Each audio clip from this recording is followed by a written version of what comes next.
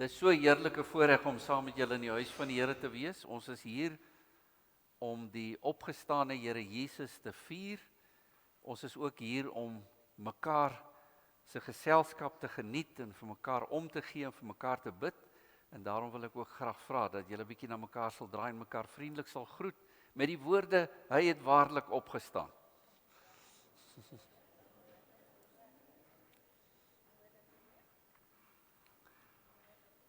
Ons het aan die einde van ons diens het ons 'n video wat gemaak is, want hierdie erediens vanmôre is 'n spanpoging van 'n klomp mense en dit draai rondom die kunswerk van Tannie Ans de Tooy wat hier voor uitgestal is.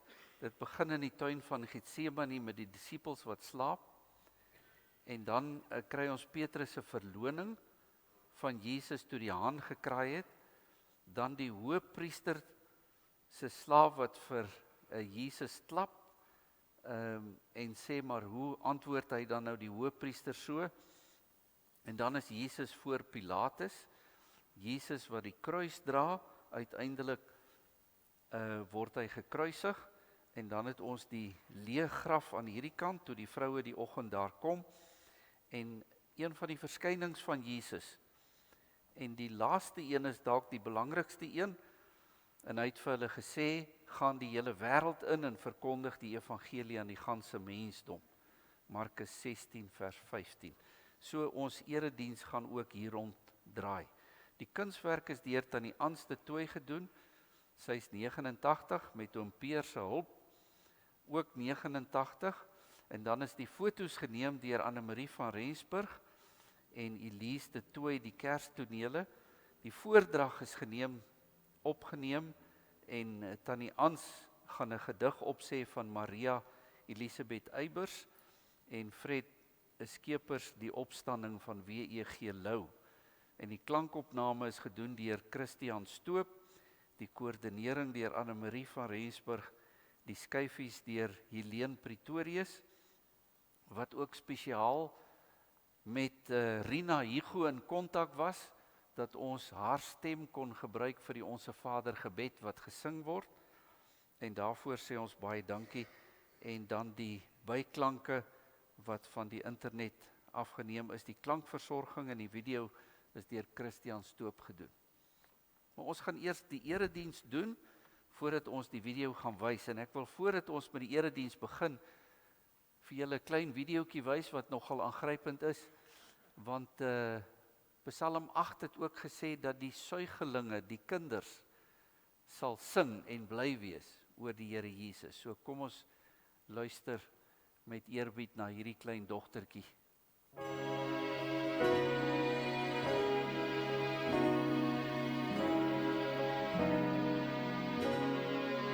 Jesus climbed the hill to the garden still. His steps were heavy and slow. Love in a prayer took him there to the place only he could go. Gethsemane, Jesus loves me, so he went willingly to Gethsemane.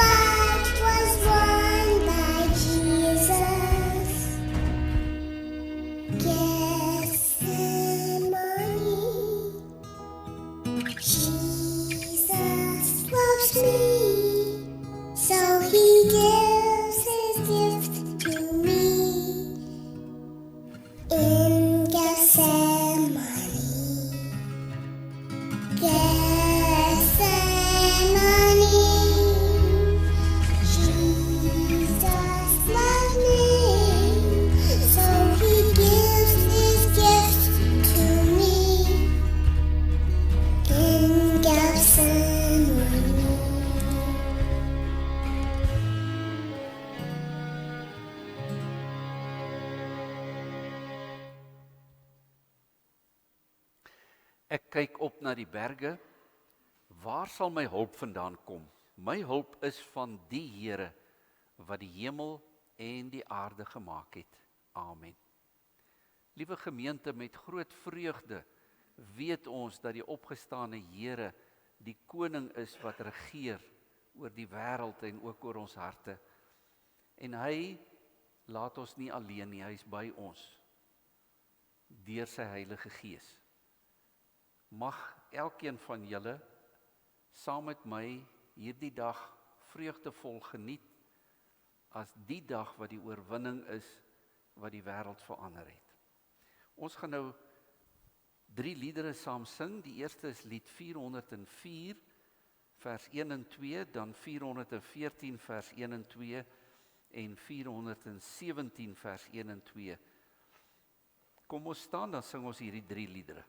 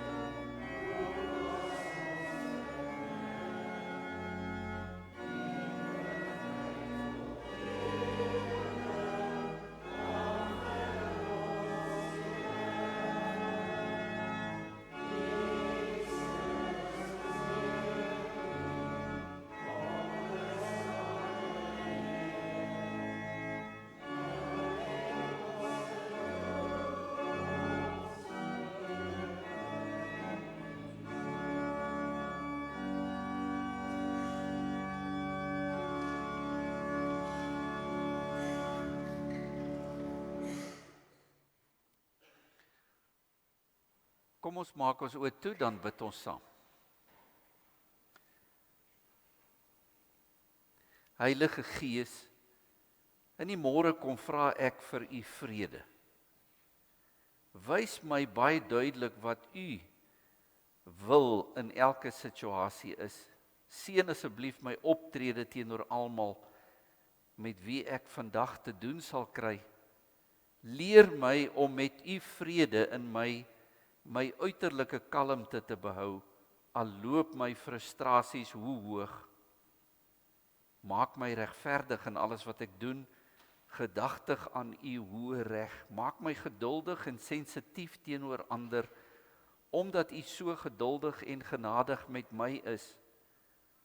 Rig u my gedagtes en emosies in alles wat ek dink of sê. As onvoorsiene dinge gebeur, herinner my dat dit nie buite u voorsienigheid val nie.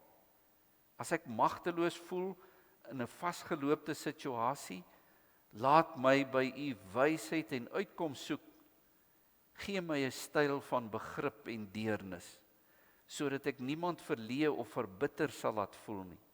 Maak my sterk vir die lang werksure en mag hierdie gebed dwars deur die dag voortgaan, want sonder u kan ek niks doen nie. Selfs wanneer ek vergeet en ophou bid, laat u Gees in my dan met u praat. Amen.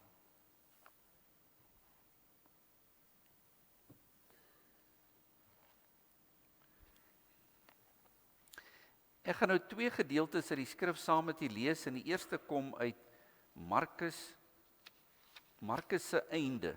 En u sal sien in die Bybel is daar 'n voetnotaatjie wat sê dat Markus eindig by vers 8 en dat die laaste gedeelte 'n latere toevoeging is. So ek gaan nou vanmôre preek oor hierdie kort einde van Markus en die opvolg wat in Lukas vir ons baie duidelik opgeteken staan. Toe die Sabbat verby was, het Maria Magdalena, Maria die moeder van Jakobus en Salome, geurende speserye gekoop, sodat hulle hom kon gaan salf. Baie vroeg op die eerste dag van die week, kom hulle by die graf, net nadat die son opgekom het. Hulle sê toe vir mekaar, wie sal vir ons die klip van die ingang van die graf af wegrol? Maar toe hulle opkyk, sien hulle dat die klip reeds weggerol was. Dit was 'n baie groot klip.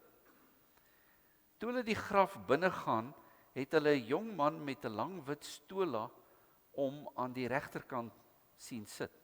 En hulle was ontstel. Maar hy sê vir hulle, moenie ontsteld wees nie, julle soek Jesus van Nasaret, wat gekruisig is. Hy is opgewek. Hy is nie hier nie. Kyk, hier's die plek waar hulle hom neergelê het. Maar gaan sê vir sy disippels en vir Petrus, hy gaan voor julle uit na Galilea. Dan sal julle hom sien, soos hy vir julle gesê het.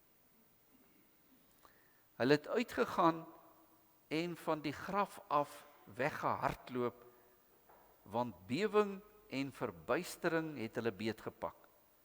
En hulle het vir niemand iets gesê nie, want hulle was bang. Dis eintlik die noot waarop die Markus Evangelie eindig. En nou lees ons Lukas 24. Teen dagbreek op die eerste dag van die week het hulle na die graf gegaan met geurende speserye wat hulle voorberei het. Hulle ontdek toe dat die klip van die graf weggerol was. En toe hulle ingaan, het hulle die Here Jesus se liggaam nie gekry nie. Hulle was verward hieroor, maar skielik het daar 2 mans met glansende klere by hulle gestaan. Hulle was verskrik en hulle het hulle gesigte na die grond toe gedraai. En die mans het vir hulle gesê, waarom soek julle die lewende by die dooies? Hy is nie hier nie, maar is opgewek. Onthou wat hy vir julle gesê het toe hy nog in Galilea was. Die seun van die mens moet oorgelewer word in die hande van sondige mense, gekruisig word en op die 3de dag opstaan. Hulle toe sy woorde onthou en van die graf af teruggedraai en al hierdie dinge aan die 11 en die ander gaan vertel. Dit was Maria Magdalena en Johanna en Maria, die moeder van Jakobus, en 'n paar ander vroue saam met hulle.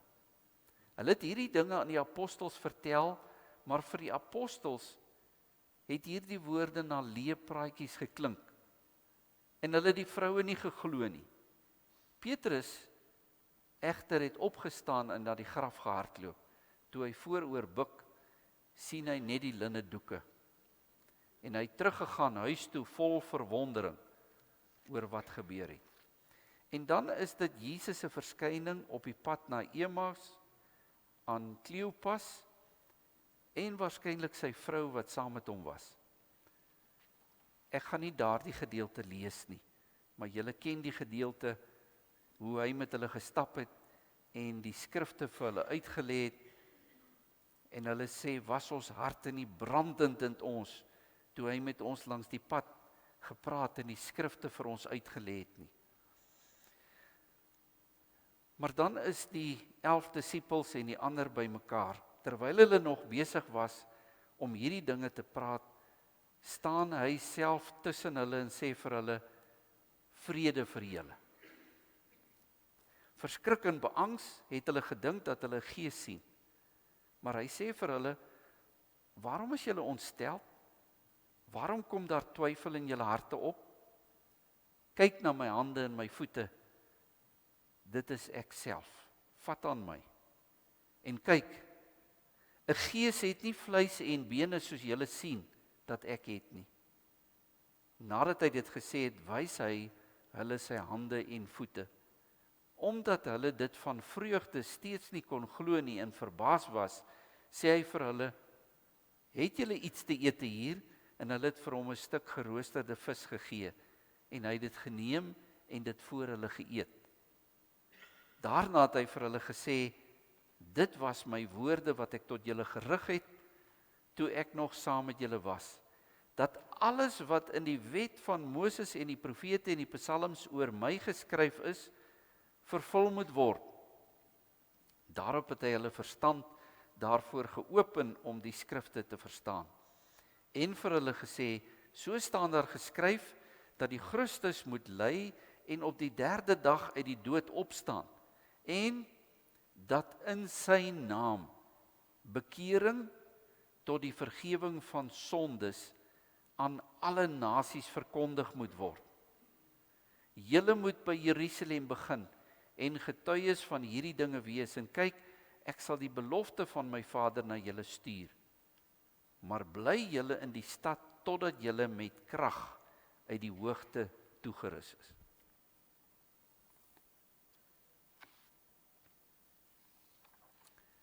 Een mens wil graag die einde van 'n verhaal hoor. Ons het een keer teruggery,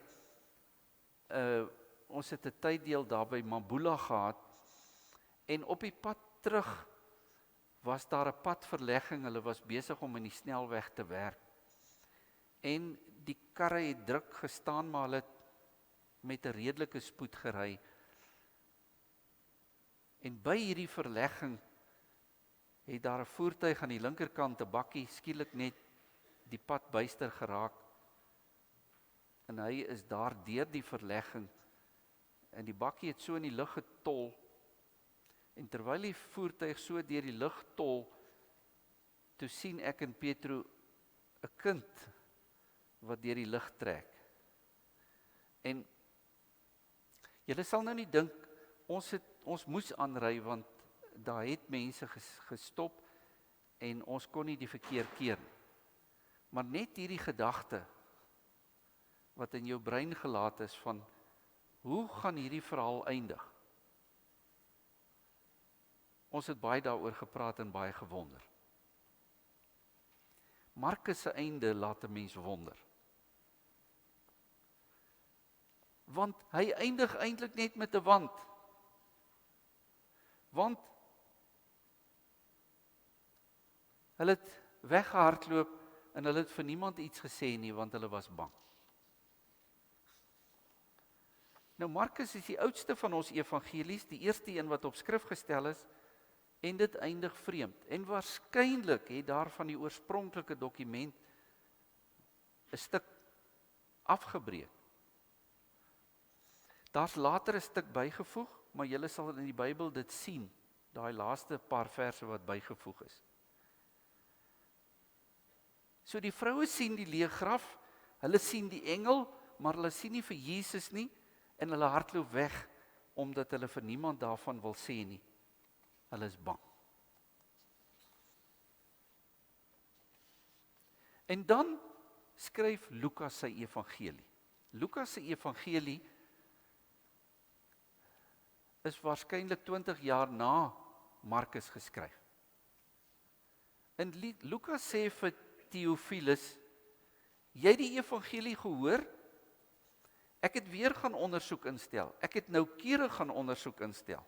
Hierdie keer het ek gekyk na die bronne, ek het gepraat met die ooggetuies,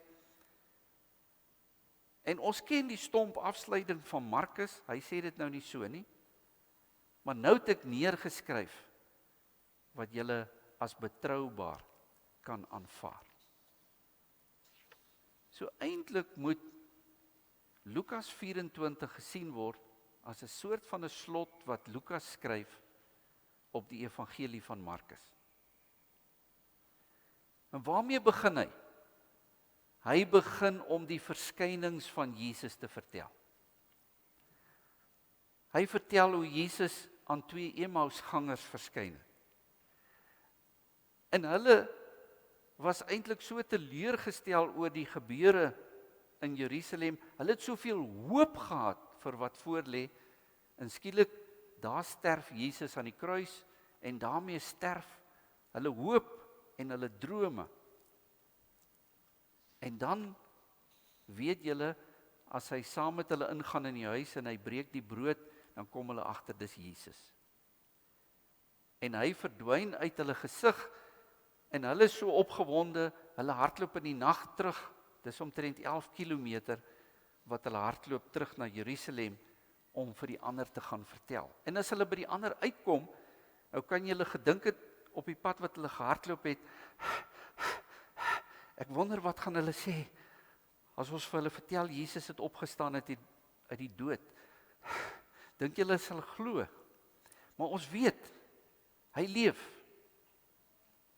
En as hulle daar kom, dan sê die 11 disippels vir hulle, terwyl hulle ingehardloop kom, Jesus het opgestaan. Hy het aan Petrus verskyn. En dan is Jesus self in hulle midde. En hy sê vrede vir julle.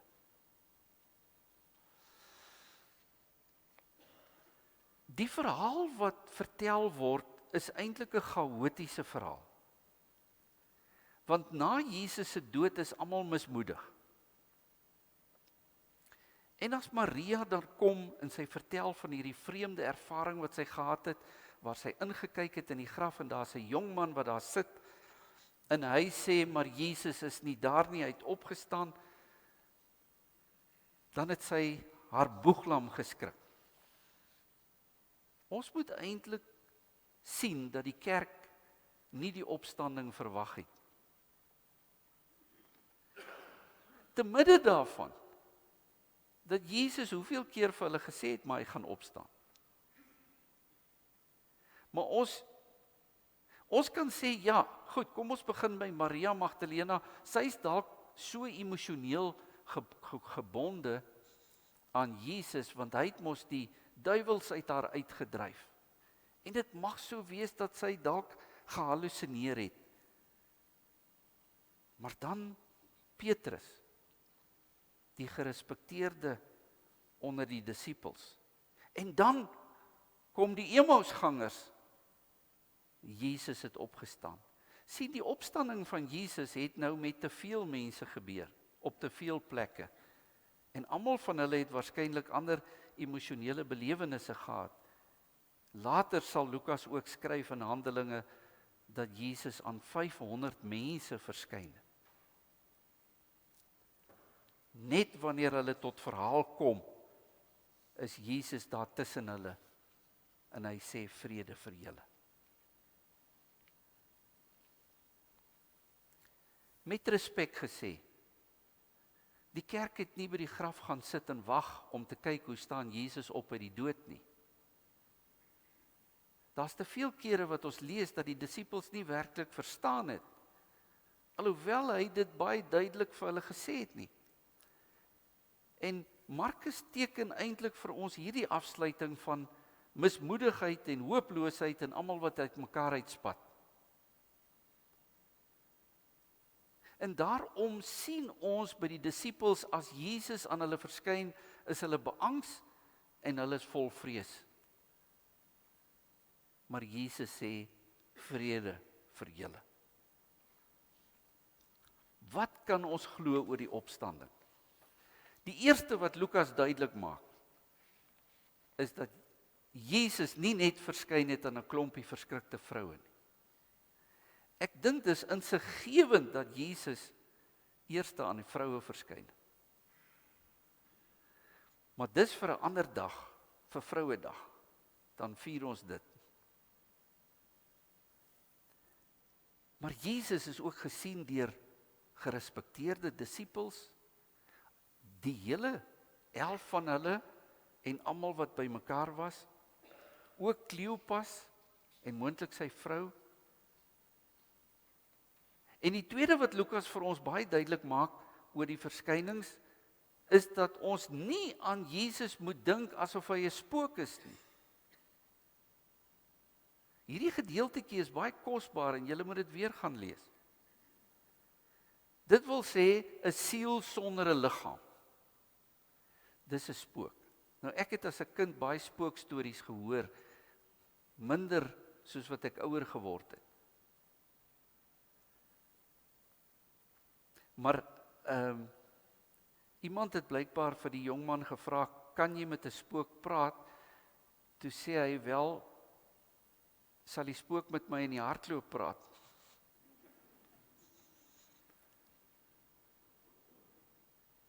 ‘n siel sonder 'n liggaam? Nee, Jesus staan op met 'n liggaam en dit is so kosbaar dat die Lukas Evangelie dit vir ons so omskryf.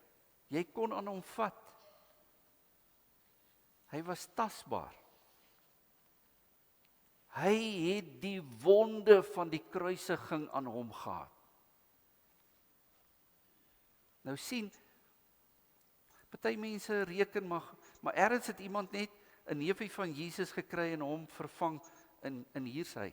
Maar ek dink nie daai neefie sou bereid gewees het dat 'n mens vir hom sê, luister, kom ons gee net gou vir jou die merke van die kruisiging en ons slaan 'n paar spykers deur jou. Dis beslis nie iemand wat voorgee. En nadat hulle na sy wonde gekyk het en aan hom gevat het en met hom gepraat het en bly was dat dit hy is, vra hy vir hulle iets om te eet, net om hulle nog tot groter rustigheid te bring.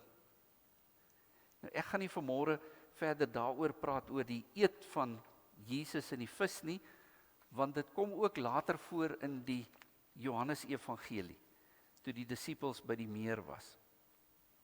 Maar wat vas staan is, Jesus kan tasbaar teenwoordig wees, maar hy kan ook verskyn en verdwyn, wat vir ons sê dat hy met 'n verheerlikte liggaam opstaan. En dan doen hy 'n verskriklike interessante ding. Hy begin om die Ou Testament vir hulle uit te lê, die geskrifte, die psalms, die wette, en hy sê vir hulle dat al hierdie dinge op hom van toepassing is en dat dit eintlik in hom tot vervulling gaan. Hy is die vervulling van God se nuwe begin. Lukas het begin met sy evangelie om te sê, maar Jesus is eintlik net 'n nommer in die Romeinse ryk wat opgeteken staan in 'n sensus.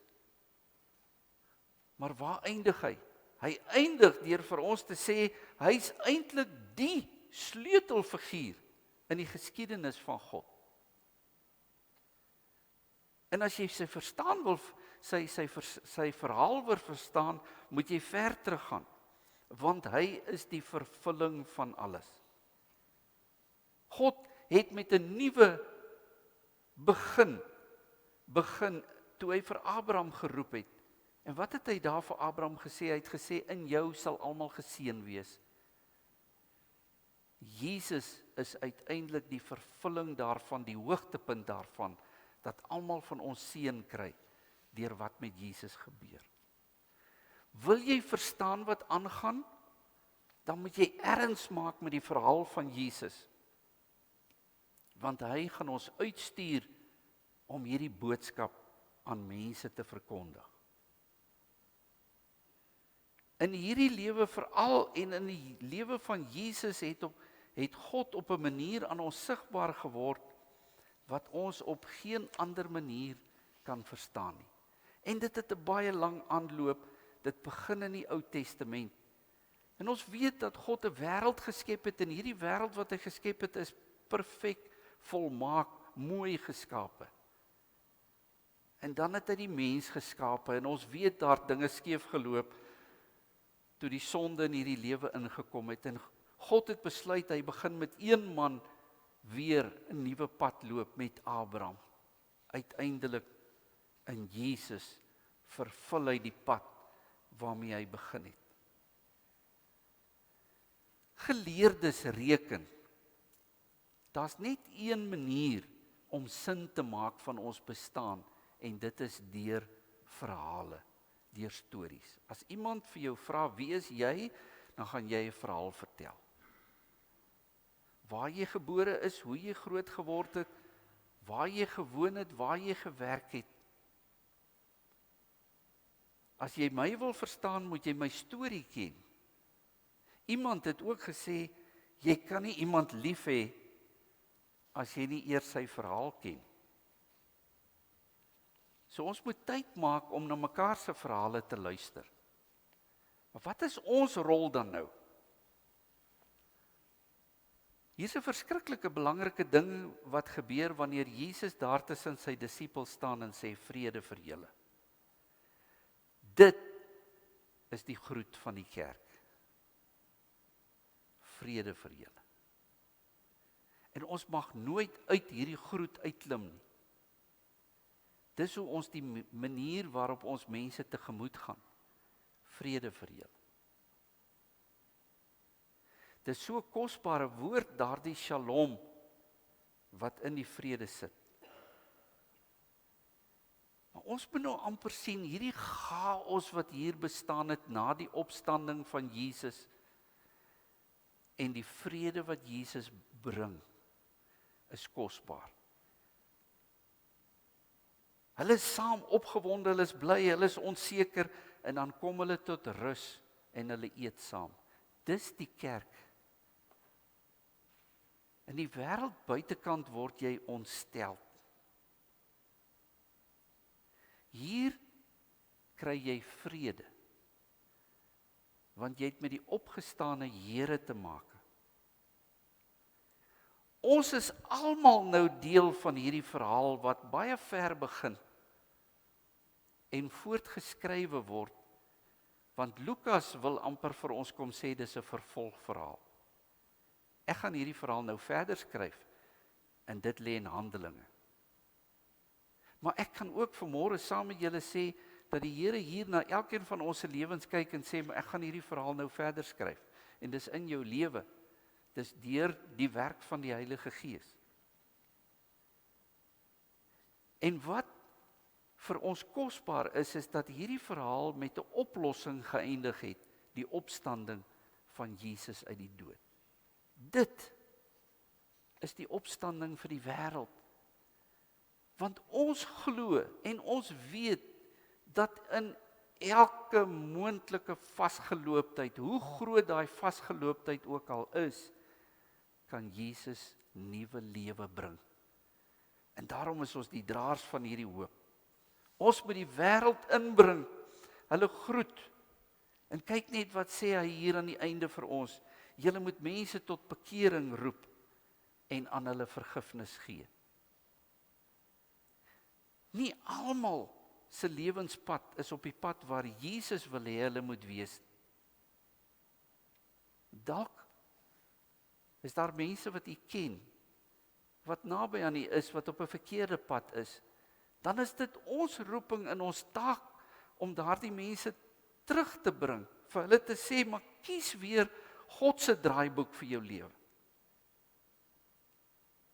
Draai jou rigting weer in die koers wat Jesus Christus vir ons wys. En as jy dit doen, welkom, want hier groet ons mekaar, vrede vir julle, en ons eet in rustigheid saam. Dis die verhaal van die kerk, en ons gee vir mekaar vergifnis. Hy stuur ons uit, en hy sê, julle gaan nie alleen nie. Maar julle moet wag, want julle het krag uit die hoogte nodig, vir hierdie roeping, en vir hierdie taak. Ons gaan nou vir u die video wys, wat saamgestel is.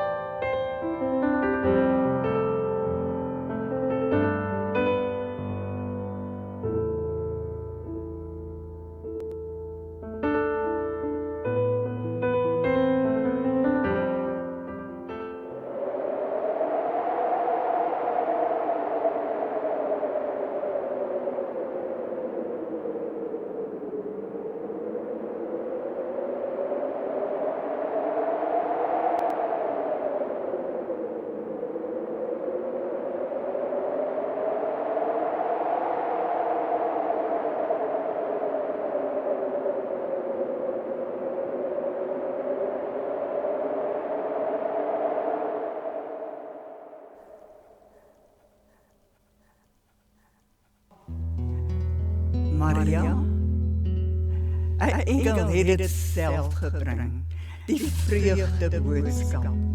En jy het 'n loflied tot Gods eer gesing.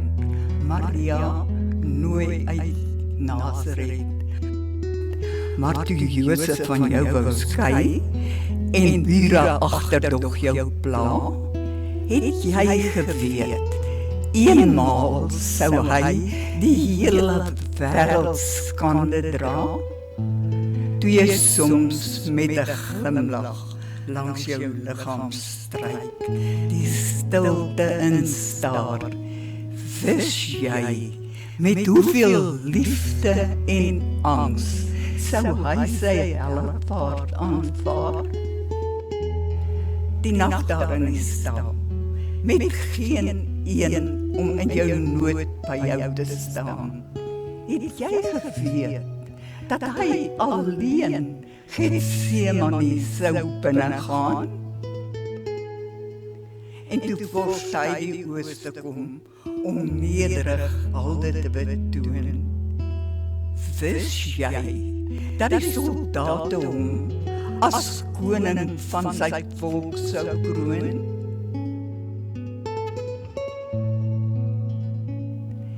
Toe hy in jou arm lê, sy moontjie teen jou volle bors, het jy geweet dat hy sou sê, toe dit te laat was, ek het dors.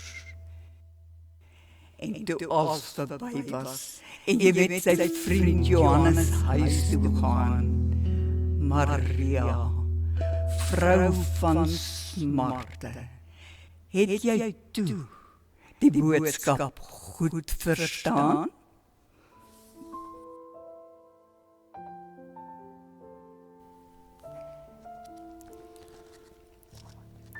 Drie dae was daar duisternis, alleen, in diep gelatenheid, soos in die sand, 'n suiwer saad, wat wag op son en reën, het al sy sterflikheid stil weggebrand, verheerlik in die lig, weer op kan staan.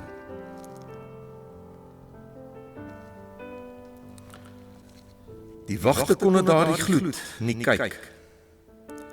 Die steen is afgewentel deur 'n wind, wat uit 4 hemelstreke op die aarde stryk, dat dit vergrysel is tot stof en grind, en soos die diepe duisternis 'n vlam, staan hoog en rank en smetteloos die lam.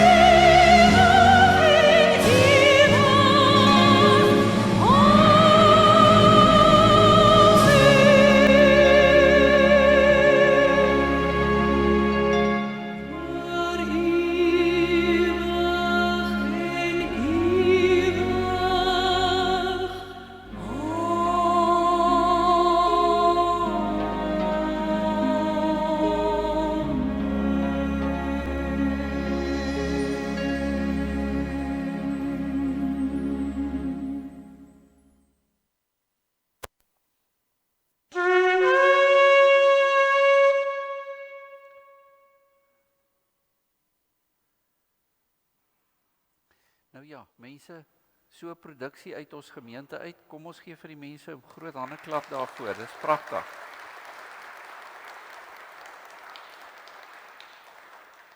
U kry geleentheid om die Here te dank met u dankoffer.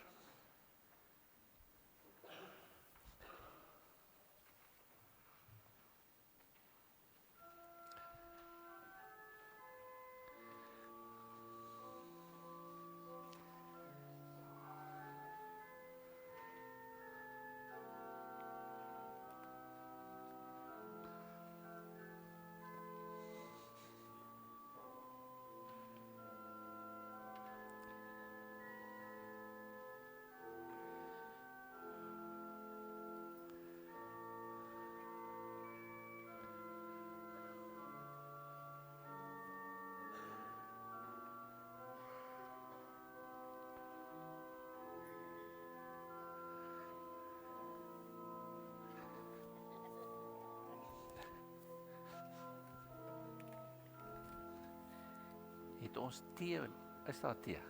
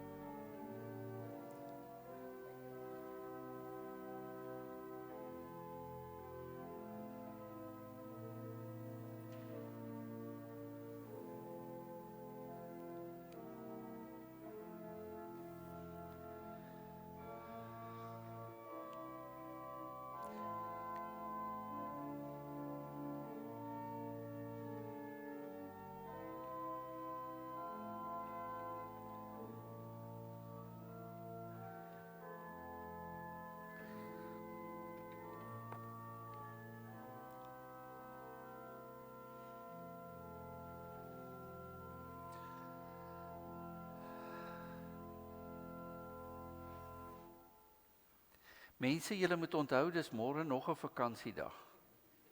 So daar's nou baie tyd en julle moet asseblief nie na die diens verdwyn nie, kom drink eers 'n koppie tee en koffie saam met ons. Ons sluit af met die sing van die oorwinningslied.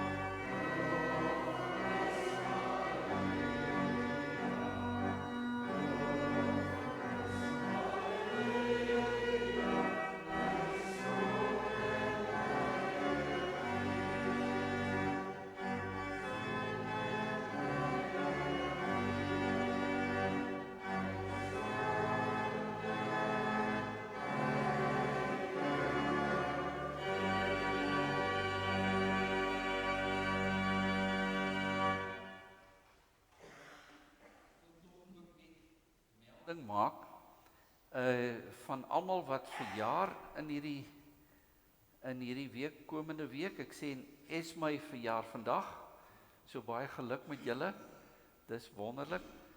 En dan is daar 2 mense wat ons net wil vermeld, en dit is tannie Betsy de Wet, sy word 93 op die 2de, en tannie Mara Potgieter, sy word 91 op die 3de. Die genade van die Here Jesus Christus en die liefde van God, die almagtige Hemelvader, en die teenwoordigheid van die Heilige Gees sal met u almal wees en bly. Amen.